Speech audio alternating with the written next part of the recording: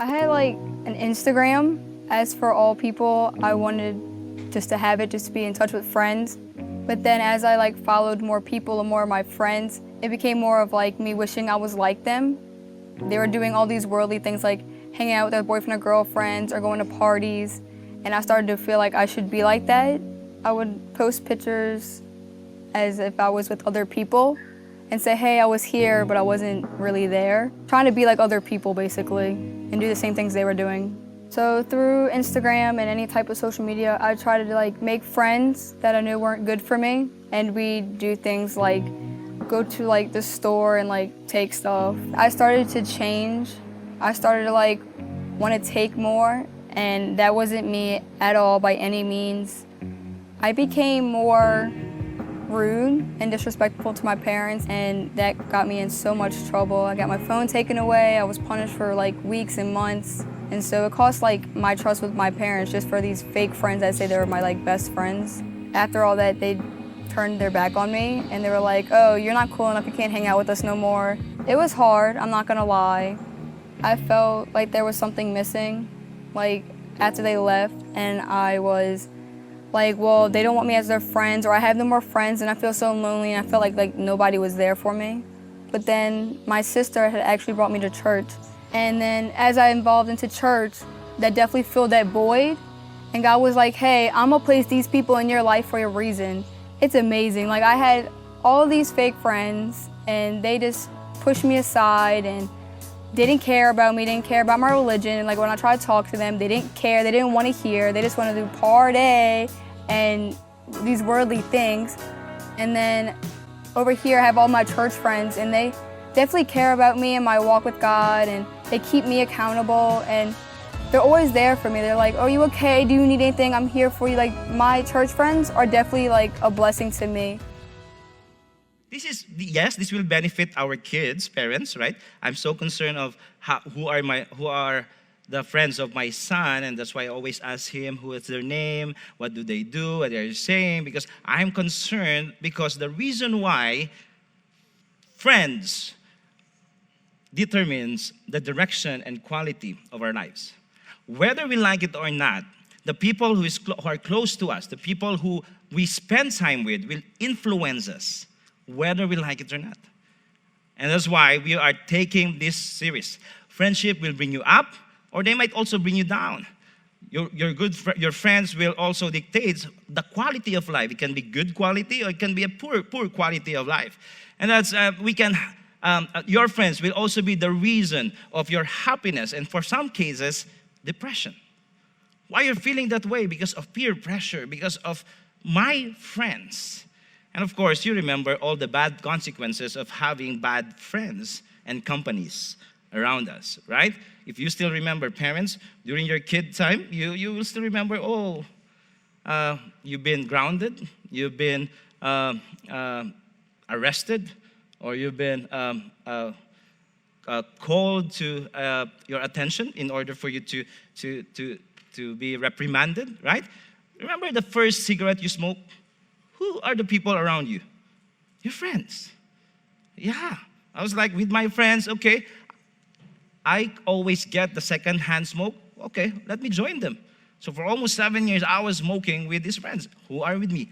My friends. It determines the direction and quality of your life. How about your first computer game? Who are with you?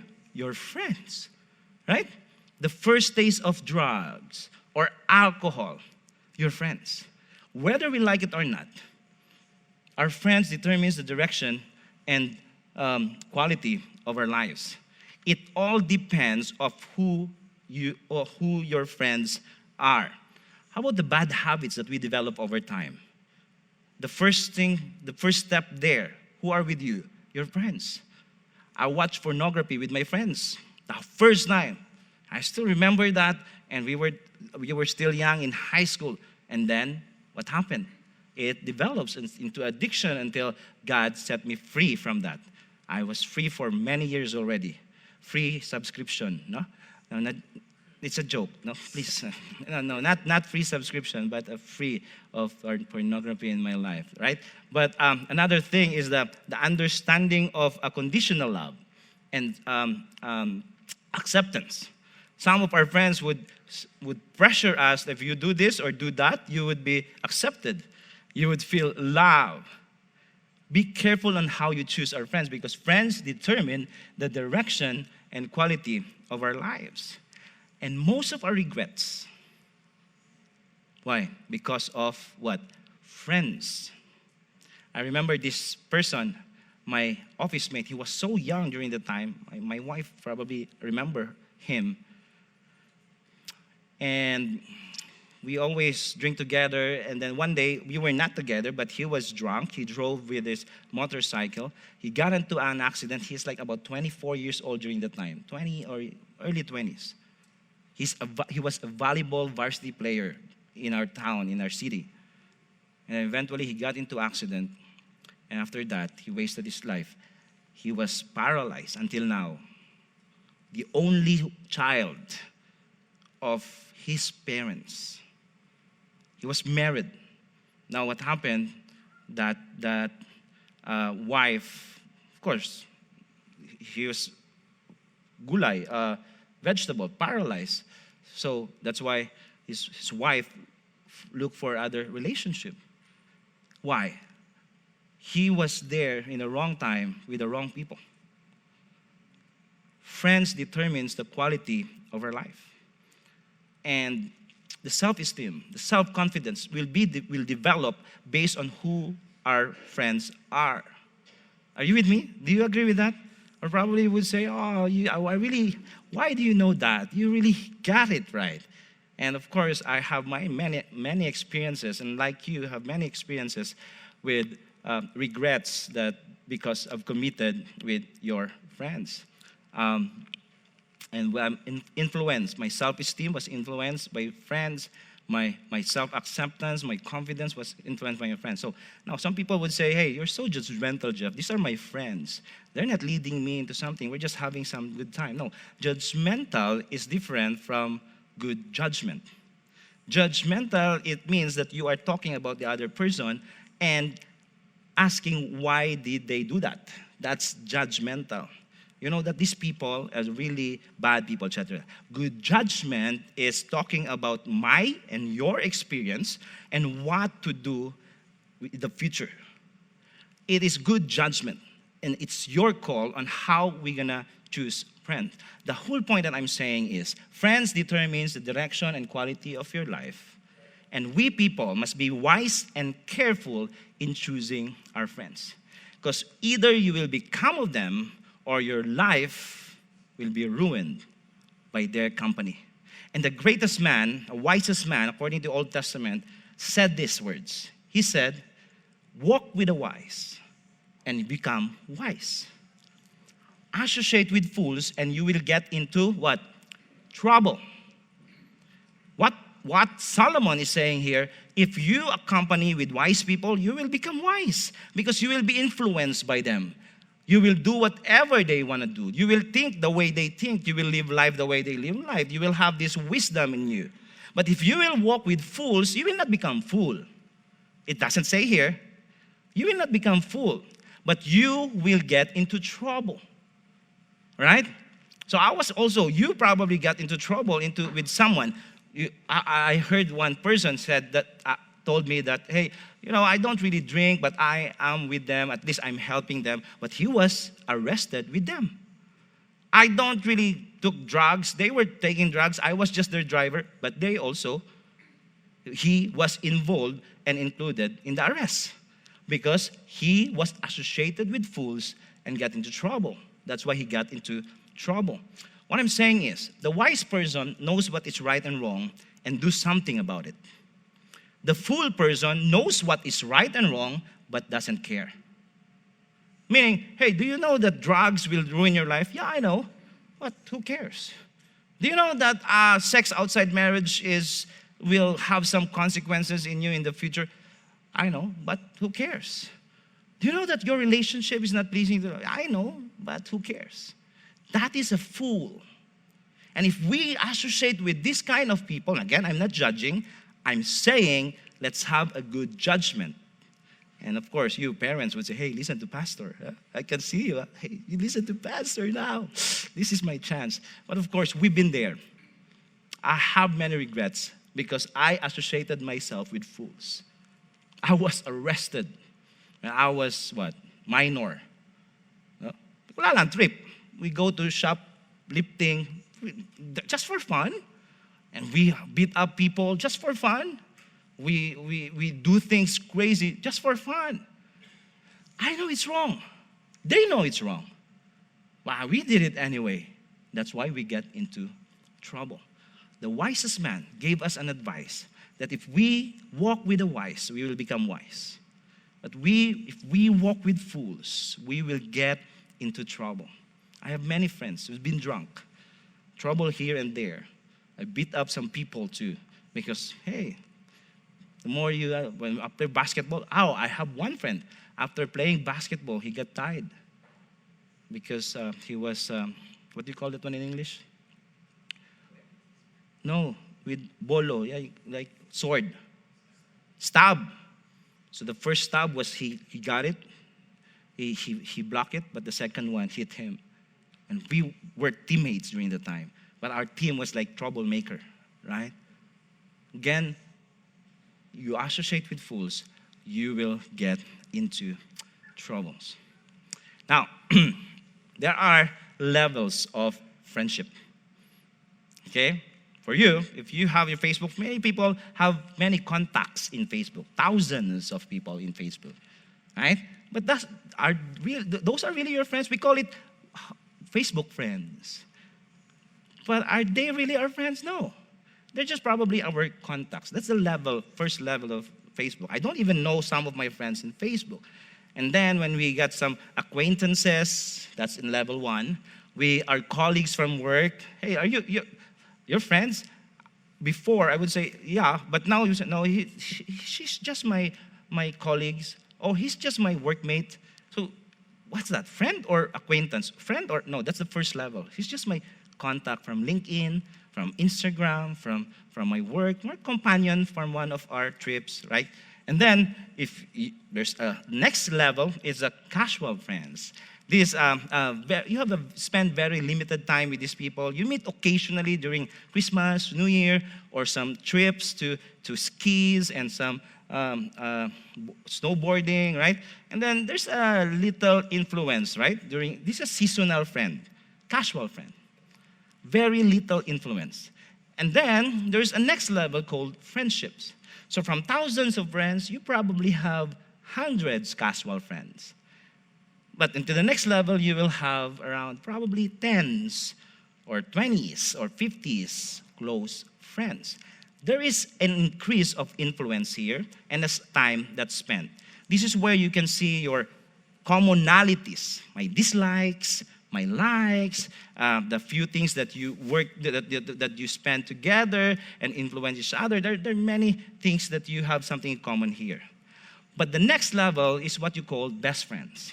These are the core of people that you can say that you have common principles in life, that you have the same foundations in life, that you have the same beliefs and view about life. Now, from thousands to hundreds to probably tens, you probably have very few close friends. And the whole point of here is these friends, whatever you will, this will not influence you. This will not determine the qualities and the direction of life. Not much. But in this here, there is a little influence. Until here, this will influence you. And here. The whole point here is you have to be wise in choosing your friends. Jesus modeled this. When Jesus spent time with thousands of people, he fed 5,000 group of people. In another instance, he fed 4,000, including their families, probably roughly to 10 to 15,000 of them in one occasion. He loves everyone. He fed thousands of people. And then he trained 120 disciples. Like these are the close circles. Outside his core, there's 120 of disciples. When he left, he appeared to more than 500. But 120 he trained. And then he spent time to 12 disciples. He discipled 12. But there are only 3 people where he mentored.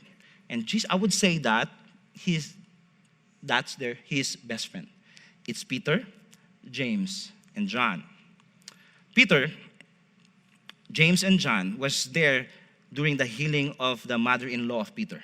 He didn't allow anyone to come during the raising of Jairus' daughter. He said, okay, no one can get inside to this Roman officer's house, only Peter, James, and John. And during the transfiguration, where he revealed his glory, who was there? Peter, James, and John. So Jesus loved everyone, fed thousands. He trained 120 people. He discipled 12, but he has these 3 best friends. And even during his time, it was the deepest discouraging time of Jesus in the Garden of Gethsemane. There's an olive tree plantation there. Jesus was deeply distressed of what will happen. He called Peter, James, and John to be with him, pray with him. He was wise in choosing his friends. Then Peter became the leader of the church. James, the first martyred disciple. And then John, Jesus entrusted his mom to him. And John also was exiled to Patmos and wrote the book of Revelation. That is the model of Jesus in choosing friends. He modeled that to encourage them and us to be wise and be careful in choosing true friends. So, let me share this to you quickly.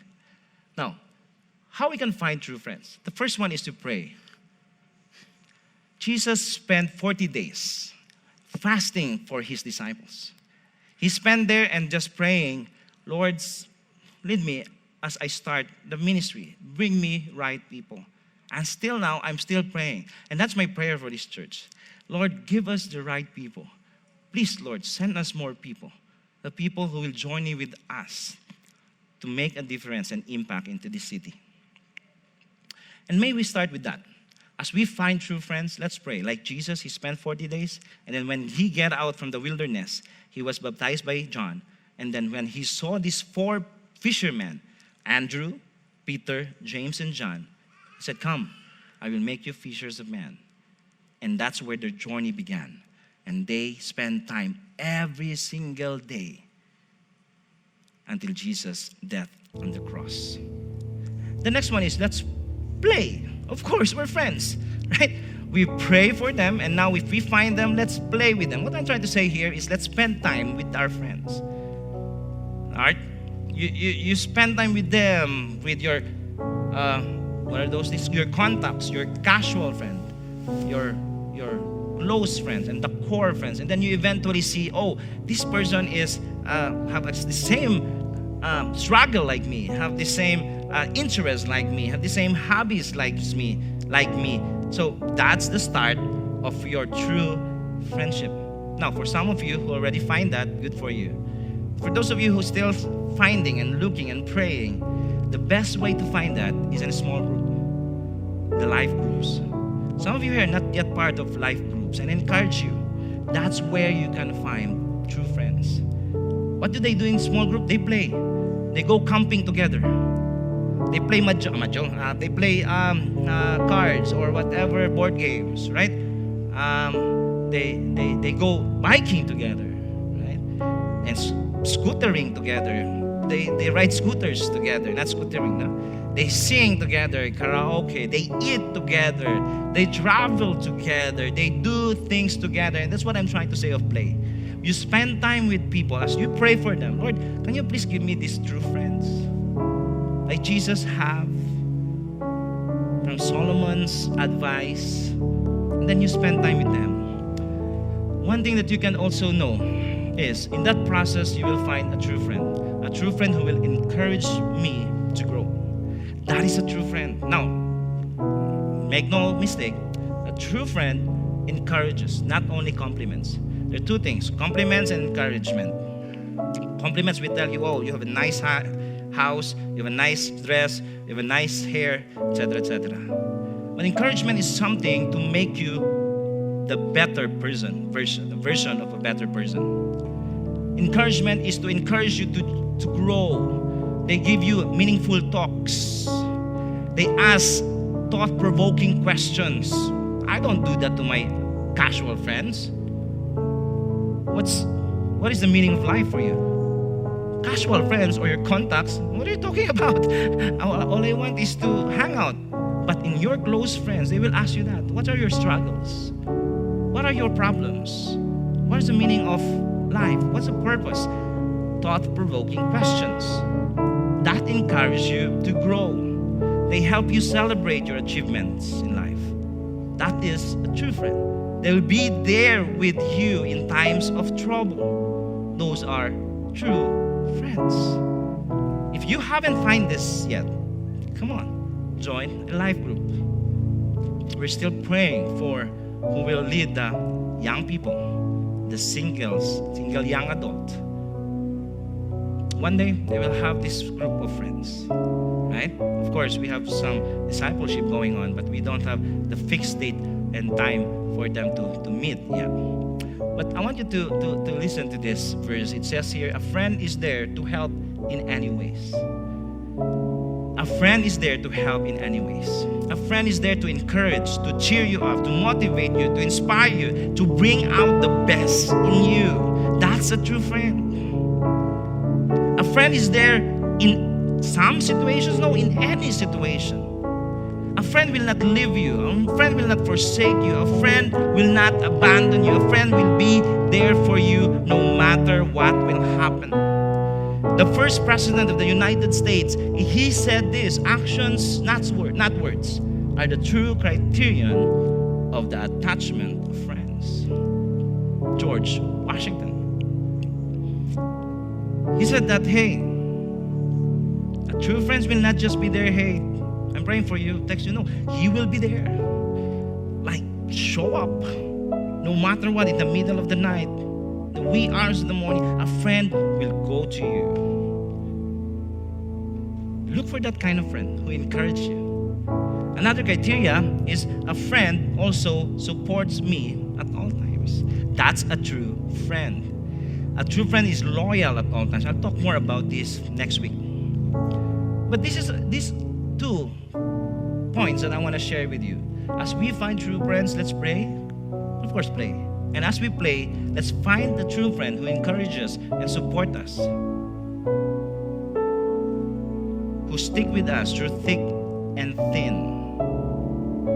A true friend sometimes it's like marriage or family relationship, for better or for worse, for richer or for poorer, for sickness and for health. In health, a true friend stands at all times, at all costs. Do you have that, friends? If not yet, pray and then be involved in a life groups where you can play, spend time with people around you. An English bishop who is also from Cambridge in 1641, he said that there are friends who pretend to be friends. And we have these friends. Those friends who pretend to be friends. But there is a friend who is closer, who sticks closer than a brother. We have many friends. But who are these people who stay with us in the end? Be wise in finding your friends. And Joseph said, next to hypocrisy in religion, there's nothing worse than hypocrisy in friendship. Next in hypocrisy of religion, there's nothing worse than hypocrisy in friendship. We need friends, true friends, who will support us at all costs, who will still there for us at all costs. So be wise in finding your true friends, in choosing your friends, because it will determine the direction and the quality of your life. Remember always what Solomon said. Walk with the wise and become wise. Associate with fools and you will get into trouble. So my suggestion for you folks, of Of course, this probably would say, as parents, you would say, oh, these are for my kids. No, this is also for us. We still have many years to live. We need people to surround us and support us, to be there for us, to encourage us to grow, to encourage us and support us at all costs. Walk with the wise, and you will become wise. But if you walk with fools, all of us will get into troubles. So, my suggestion and my encouragement, you pray for that person. Do you know that 80 or 70 to 80% of people in North America feel lonely and they desire for a true friend? There was a study in one university and also in one conference. A person asked, who among you here feel lonely and desire to have true friends? 7 out of 10, 7% of people stood up. And maybe you're one of them. And like me, I'm praying that I can have more and more close friends and true friends that I can pray with, spend time with, help with. But of course, you probably say, okay, I want a true friend who encourages me to grow. I want a true friend who supports me at all times. Now, can you ask yourself first, are we that true friend to others? Before you can find true friends, we should first be true friends. Ask yourself, am I a friend who encourages people to grow? Am I a friend who supports someone at all times? Be wise in choosing your friends. But the wiser thing to do is becoming a true one first. Right? Do you agree with me? That's my message to all of you. That's my encouragement to all of you. True friendship is so important. It will determine the quality and the direction of our lives. And for those of you who are in the quest of finding true friends, Jesus said, I do not call you servants any longer, but I have called you my friend. Many of you would say, you probably as a human being, we desire for a human relationship, close friends, in human relationship. While we are still in the quest to find that relationship, who would encourage us, whom we could encourage, who would support us, whom we could support too in return.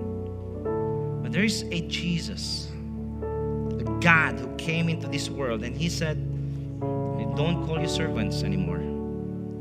I call you my friends. And that's so personal. For those of you who are lonely, for those of you who are still seeking for a true friendship, Jesus is our true friend who encourages us. Jesus is our true friend who supports us at all times.